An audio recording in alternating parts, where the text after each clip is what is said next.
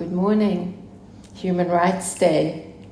It's wonderful to see so many curious people arrive so early in the morning, and it's an absolute honor and a privilege to sit with the author of this magical, profound text and gift to humanity.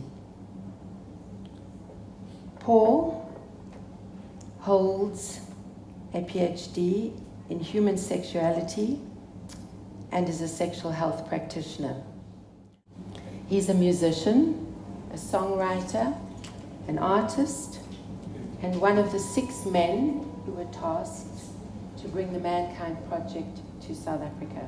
So when Paul approached me to be one of the early draft readers of this book, not only was it an enormous honor to be tasked with that, but the sheer volume of the work overwhelmed me and invited me into thinking, okay, wow, this man has a lot to say, and let me immerse myself in this. As you can see, there is a lot that has been said.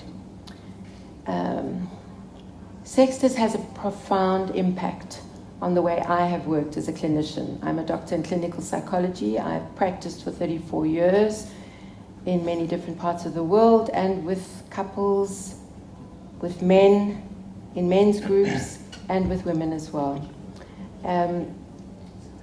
Never before have I been introduced, or never before has there been any alluding aspect to the hardwiring of men, the biology of men. It's almost felt to me as if a slice of a pie had been missing.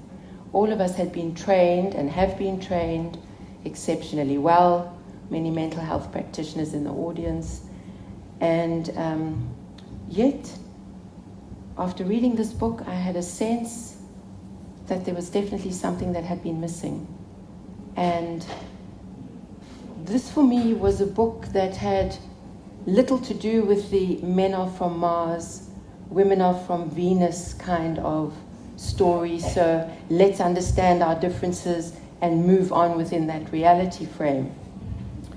This was a different perspective. It was a perspective offered to humanity for us to understand men and to help men understand themselves in a different way, and in that way to upgrade and to engage in an interconnectedness with one another that was certainly new for me, and I believe for many others, and that was an invitation to an upgrade in humanity. So it is with huge privilege that I sit together with you, Paul, the author of this incredible book, somebody who has truly shifted the 34 years of me in practice and many of the colleagues that I have shared this with. And I'm lucky enough to be able to pose some questions to you, and then later on to invite the audience to possibly participate as well. Thank you very much for this honor. Sure. Thank you, Andy. So we go to the first question, and that being, what led to the writing of this book? Such a multifaceted being, such as yourself, what led to the writing of a book of this nature? So thank you for the warm introduction, Andy, and thank you for being one of the first readers of the rough draft many, many years ago. Your feedback, your care, and your deep understanding of the topic, and also working with many heterosexual couples, was a great form of inspiration to me early on. So thank you for your role in writing the book. Before I begin, because it's a very tender topic, I'd like to start with a few disclaimers. First of all, when I speak in general terms, I'm speaking in terms of tendencies. I think it's dangerous to generalize. Secondly, this is a book for heterosexual men. There are many conversations around sexuality out there, the gay community, the trans community. But this is specifically dedicated to the predicaments that men and women find ourselves in when faced with, when engaging in mixed gender relationships. Thirdly, I would invite you to try and put two hats on here. First of all, the hat of an anthropologist, a researcher on the human species, which brings up the saying, well, that's really interesting. And then the second hat is the hat of self-reflection, which tends to absorb the information more in a self-reflective way, which is, this could be really important for me, or this could be important information to pass on to somebody that I know or to my partner. And lastly, particularly when it comes to question time, having given a few talks like this, just to carry yourselves very gently, because as I said in the beginning, it's a tender conversation. Everybody brings their own point of view around masculinity and maleness. And so to approach this as Lao Tzu invites us to come with a beginner's mind, an open mind. So thank you for entertaining those prefaces. I think what began for me as the beginning of this journey was the introduction to the knowledge that my late father, Louis Abramowitz, was not only a gynecologist but was also practicing in the late 60s and early 70s a form of sex therapy with his patients. And so I found his books. I found Forum magazine, which was filled with letters to the author that heterosexual couples had written around the predicaments that they faced when man meets woman. And so before puberty, I came into my adolescence with a prism, which was one of an observer. I took the observer prism with me through adolescence and then went through my own puberty and discovered all of the changes, cognitive dissonances in myself, but also in my friends. I noticed the difference in actioning towards intimacy and sexuality for us boys compared to girls. And then I took, again, that information further with me into a number of very special, meaningful relationships as I moved into my 30s. When I came back to South Africa, I moved out of the world of Western medicine thought and started studying Chinese medicine, and moved into the world of self-development, as you mentioned, the Mankind Project. But both with Mankind Project and listening to the stories of hundreds, if not thousands of men, and also in the coaching space, what I began to realize was that when we men show up for self-development programs, we walk on hot coals or we go to mindfulness courses, there's a big piece of us that has to be left outside the room at the door, which is what I call our bag that has all of our sexual nature about us. And then when we come out of the room of these self-development programs, we have to try and figure out, well, how does mindfulness fit into this? How does yoga fit into our sexuality? How does this? And so there was a fracture, what I identify as a fracture, between the rush towards this great consciousness that the human species is moving into and our sexual nature, which for us as men remains very much in a state of silence, shrouded often with a lot of questions, shame and guilt, and certainly vulnerability, as I discovered in my own life and in listening to the stories of men. And so finally, after hearing about 2,000 stories, which sounded almost the same from men with regards to how sex and their penises had impacted their lives with regards to decision-making, executive functioning, distractions, hijacking, etc., it became clear to me that I needed to find some way to read about what the construct of that was. The problem was I couldn't find any literature which had in a refined way distilled down our trajectory as boys through puberty into manhood, and how very often we land up with what I call a state of delayed manhood by staying in our adolescent sexual minds, and also engaging with our women from a state of a mixture between adolescence and unsure adult sex expression. And so when I didn't find the information out there with regards to this piece of the puzzle that you were talking to, Andy, I began to separate myself a little bit from the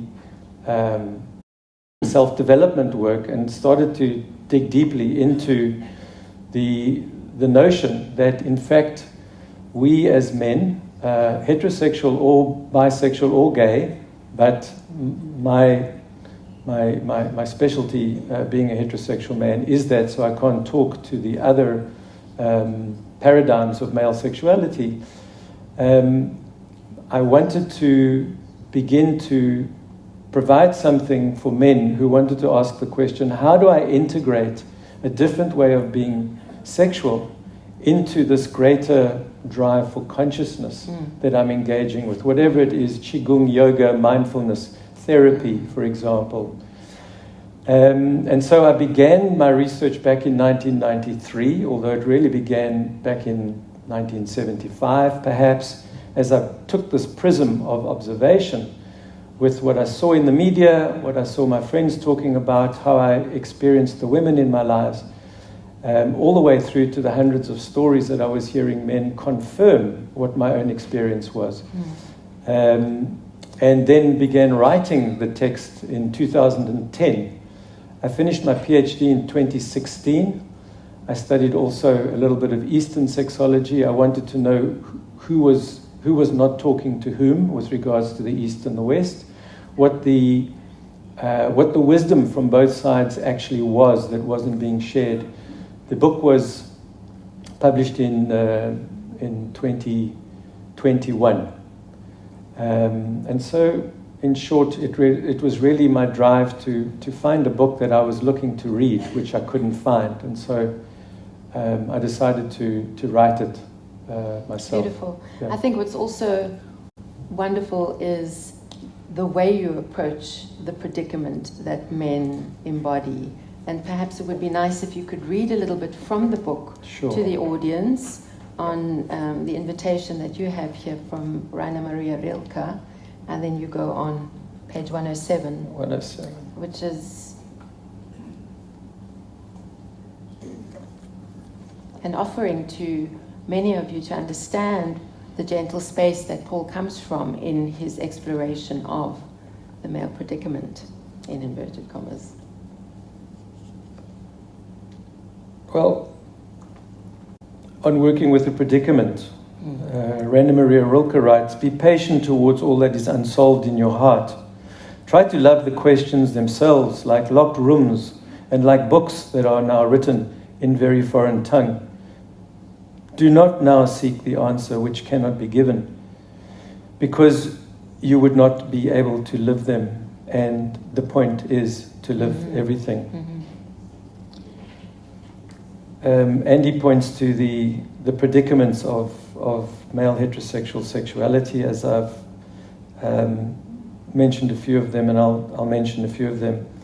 That we are in a constant state of sexual flux, a persistent tension that is a constancy in our lives as men. It is the space between the compulsion towards all things sexual and the awakening mind that is now aware of the magnetism of the strong sexual current.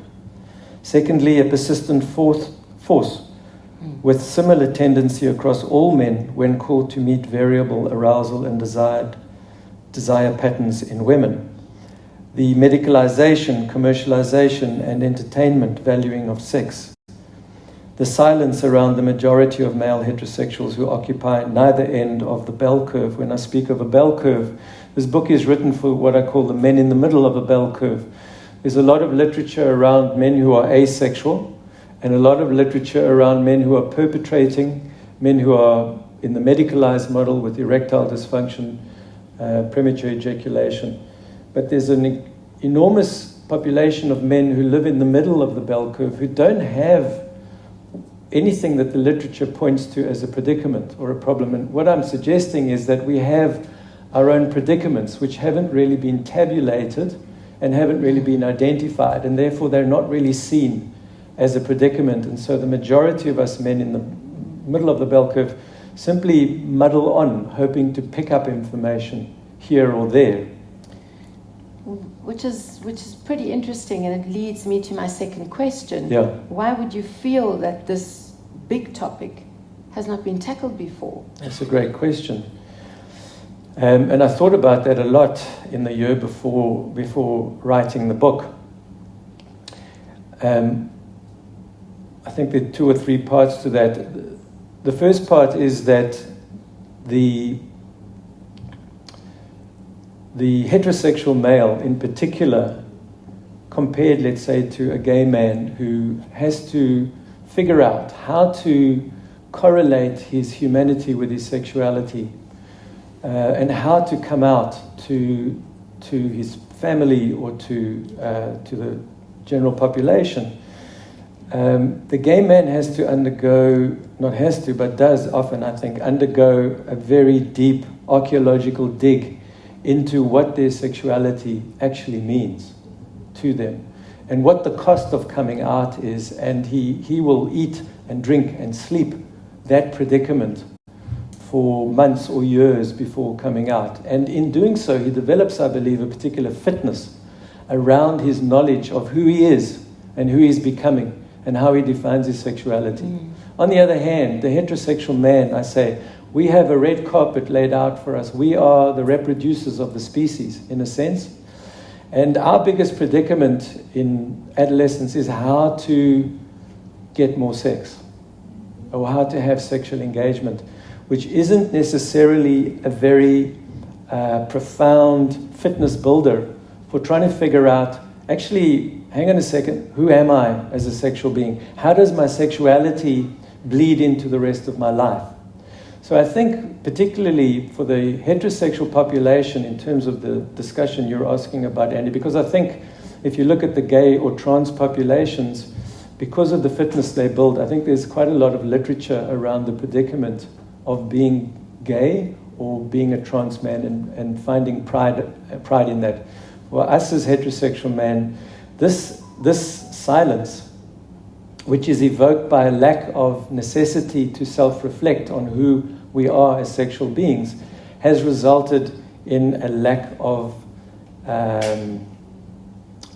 journalistic endeavor about what the predicaments might be. Thank you for that.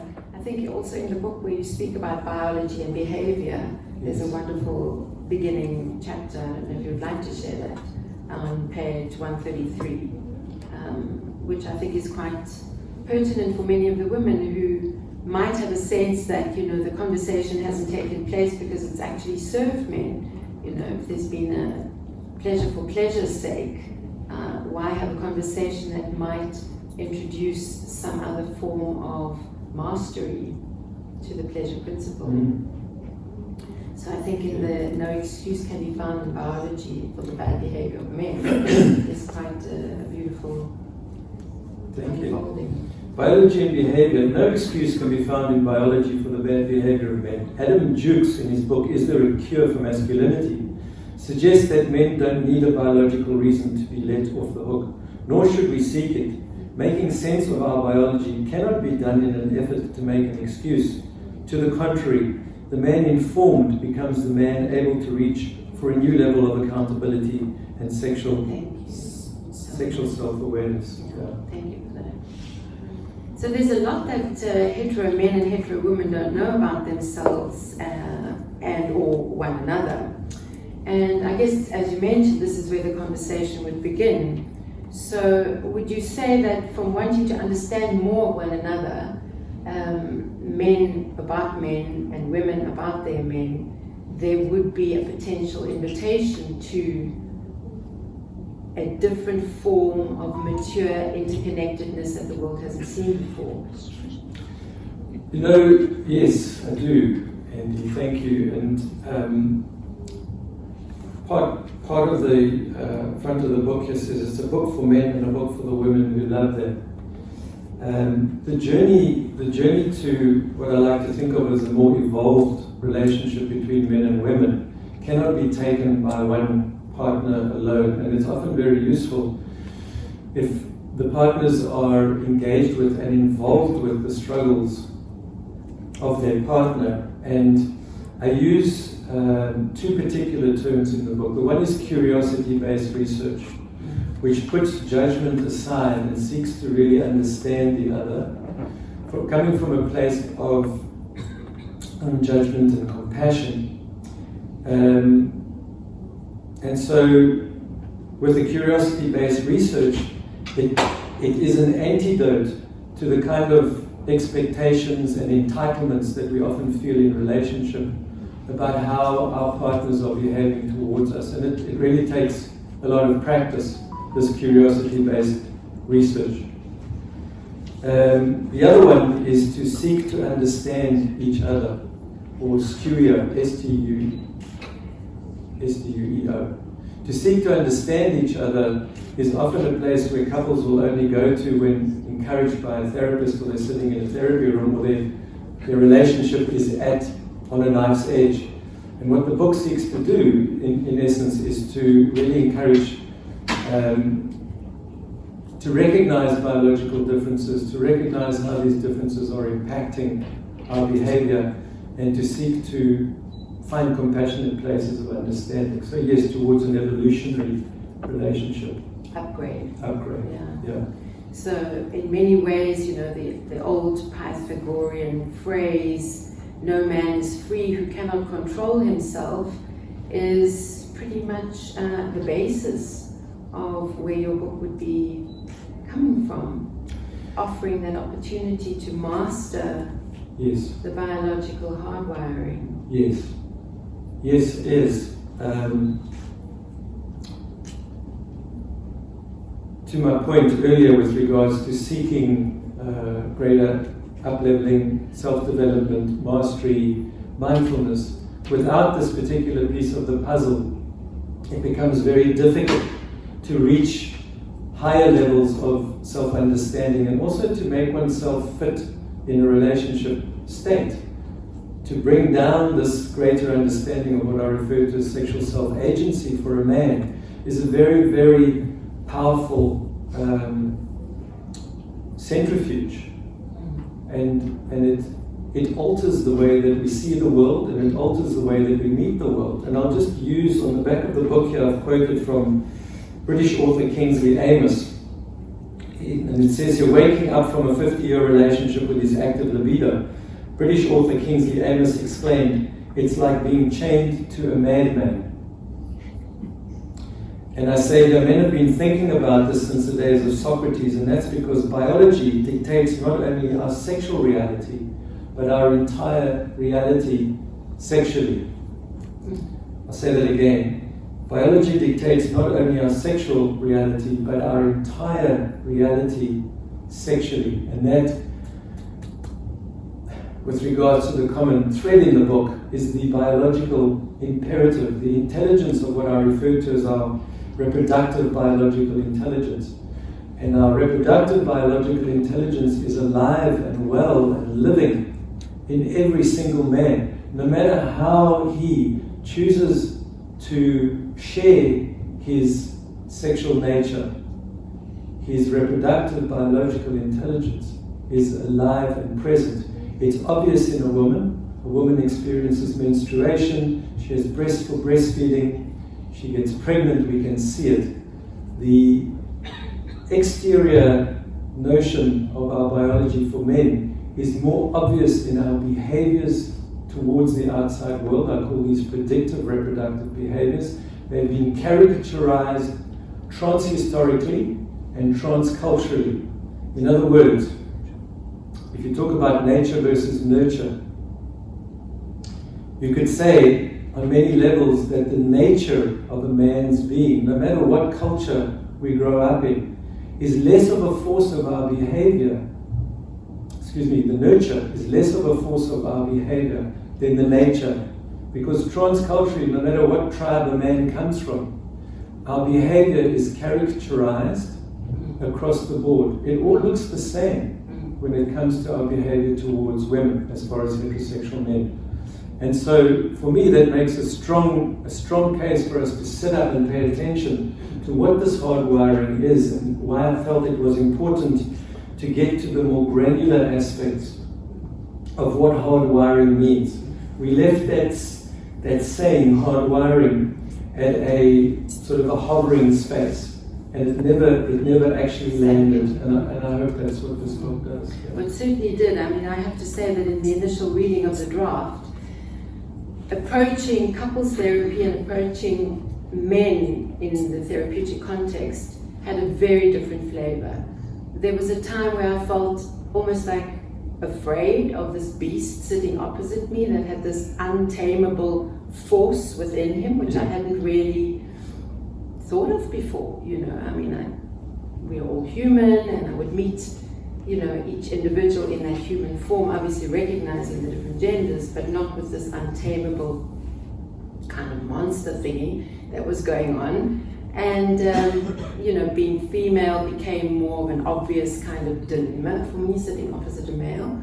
And then after working through the book and recognizing that actually, there is a beautiful ability to make use of that, which one could say is a bit of shadow, not necessarily a shadow aspect of a being, but shadow in it being untamable, and invite a different kind of conversation. Yeah. So it profoundly shifted the way I have approached couples therapy and my work with men and with women.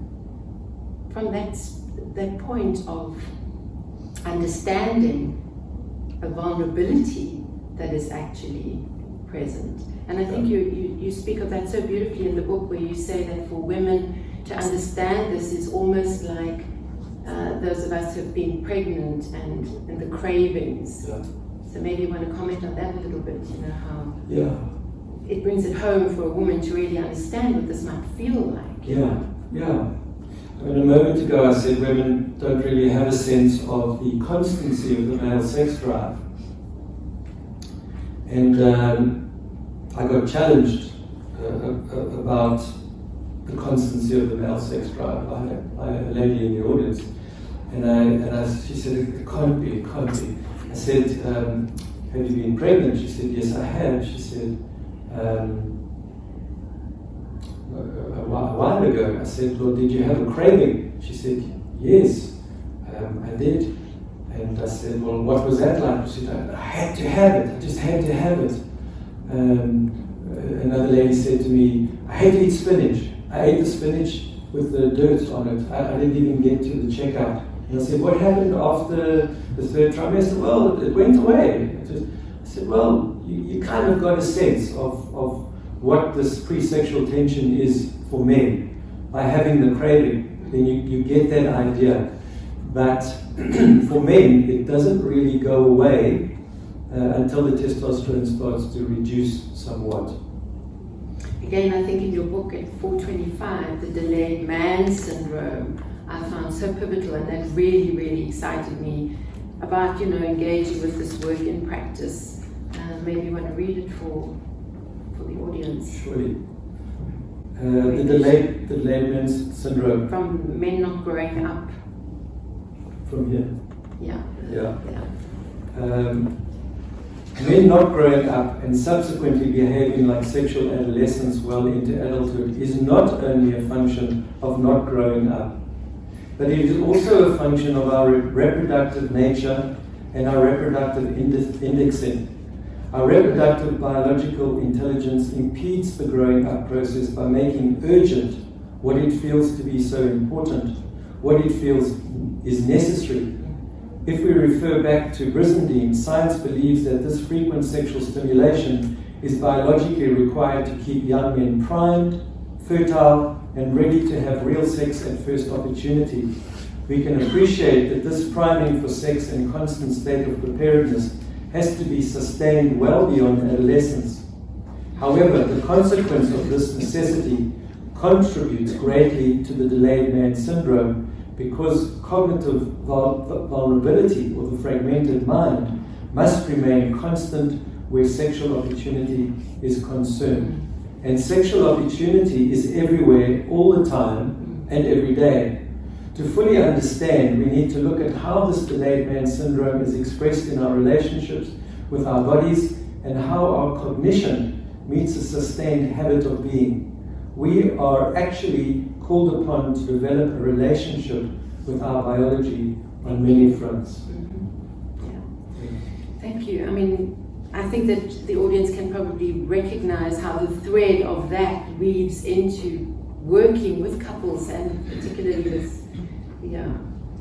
couples that are in distress in very different ways. I don't believe that, as we meet one another, that there is ever that overdrive of interest in how your biological mechanisms are working. I mean, it's more a physical connectedness, and then comes the Hollywood phase and the myth of all of that. So perhaps you want to speak to that dispelling of the Hollywood myth, and what will happen to humanity if we don't have a Hollywood story and the Cinderella complex and, me being rescued by the man on the white horse. What will happen? Yeah, I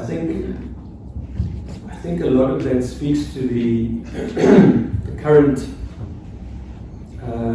position of the heterosexual male. What's up with straight dudes? In that we find ourselves in a little bit of an in-between state. We're not the John Wayne masculine man, and we've met the Me Too movement, and we've met some consciousness in ourselves, and it feels as if, again, not to generalize, but there's a tendency towards finding a new footing as a heterosexual man, as women are finding a footing as well for herself. And all of this speaks to, for me, the antidote to the fairy tale syndromes that we've all grown up with, that women were told at some point in time that they're going to be saved by a man, or also that the man should be the savior. I think there's a lot of pain and discomfort around that in trying to fit into these particular boxes. So the book speaks very strongly to dispelling those myths, inviting our partners, our women, to dispel those myths and to really step into a sovereignty. The sovereignty of self-actualization, sexual and relational-wise, where we're reimagining what a relationship in its heterosexual form can look like, and maybe we're discovering it as we go along. And in doing so, we really are marking new territory for our children, who have noticed that in many ways the old models of heterosexuality have not really worked very well. There's a wonderful book by Jane Ward called The Tragedy of Heterosexuality. She is a lesbian feminist, and so she's looking at it from the outside, which talks to a lot of the predicaments that men and women find themselves in currently. So towards an evolved way of being, towards dispelling what we get sold in the fast food nature of magazines and Hollywood and fairy tales. Thank you. How do you suggest that people approach the reading of this book, with the volume that it has and the different categories that there are? I mean, from my perspective, I think that there are particular models from the emotional, biological, mindfulness. So how would you suggest that people actually interface with this? So the book is designed as both a workbook for couples. It's also designed for therapists, and it's designed for men and women who might be single. The chapters are laid out with intention. The first three chapters, or shall I say the preface and the first two chapters, look at how we got to this predicament in the first place, which is part of Einstein's rule, is that you can't solve a new predicament if you have the old words and the old stories of the old predicaments going on in our heads at the same time. So the second part of the trilogy speaks to the trajectory of our development as men, our biological hardwiring, our emotional sexual hardwiring, the way that our bodies are designed for reproduction and how it intervenes with our consciousness. And the last part of the trilogy of the book is a solution, an actioning towards solutions for men and couples to begin to see old paradigms in a brand new way. And in chapter 8 there is a playbook. There are 2 sections of the playbook for men to go through and try out some practices for themselves. And the last part is a couple's playbook, including a section on menopause, including a section on the changing bodies and the predicaments of meeting a changing body in your partner, and how to bring consciousness and awareness in a compassionate way to keeping your relationship super sexy and positive. Which also leads to the many threads that have evolved since the publishing of your book. I think the last conference you were at was the menopause conference. Yes. Maybe you want to share a little bit with the audience what you spoke of in that conference and how new material that was for so many. Yeah, thanks Andy. So the menopause conference, the South African menopause conference, 2 weeks ago, there was 150 gynecologists, obstetricians and menopause care workers. And the topic I chose to speak on was the intelligence of relationship, mindfulness and intimacy. And what I hoped to land there was the importance of therapists using intimacy as a modality for sharing how intimacy brings a different context to what the common lexicon of sex is fed to us out in the world, and how much pain the common lexicon of sex, around lust and orgasm and physical attraction, that there is a whole orbit which speaks to the intelligence of intimacy, which speaks to vulnerability, which speaks to a deep immersion, which speaks to being present, which speaks to experiencing blissful interactions during our intimate connections. There has also been some interest with the medical school around some conversations integrating mature masculine conversation in the medical school sexology studies. There's been some interest around gender-based violence, bringing a different conversation to gender-based violence emerging from some of the threads of the book. And there's been a little bit of interest from the Neuroscience Institute at UCT with regards to what one psychoanalyst suggested Freud had left out of his text with regards to the trajectory of male sexual development. That's Freud calling us now. Yeah, probably. It's to say, I didn't forget. How are we for time? 5 minutes. Without answers or without question and answers?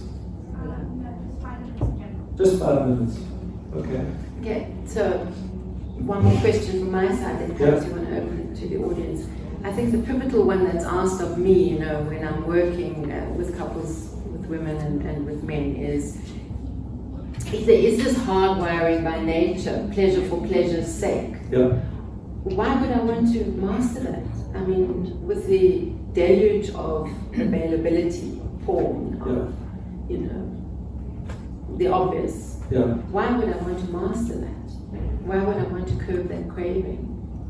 And particularly if women are taking care of the reproductive side of things, they, with the pill, with anything else that they may, why would I control that within myself as a man? I think that's another good question, and I think it's a question that every man probably asks himself when faced with the opportunity to up-level or to change or to bring what I refer to as a sexual self-agency or greater sexual self-agency. I think, first of all, when men engage with courses around greater consciousness and up-leveling of awareness, they often become more aware of how their sexual lives are playing out. So that's one reason why they would want to gather up information around how the hardwiring has affected their own life. Mm-hmm. Secondly, they're often invited by their women in their lives to step up into what I call a more senior masculine. And so if they want to remain in relationship, they feel they need to step up. And part of the stepping up, not only in terms of communication, part of the stepping up also includes a alignment with a higher level of sexual awareness. So I think those are two answers. And also the last thing is that often this background noise, as neuropsychiatrist Luann Brizendine says, that for a man, sex is like a television that's on all the time. So many times men seek to turn the volume down or turn the sound and the picture down of this, and so they would seek to understand how biology is impacting them and consciously change that. Well, thank you very much for this gift to humanity.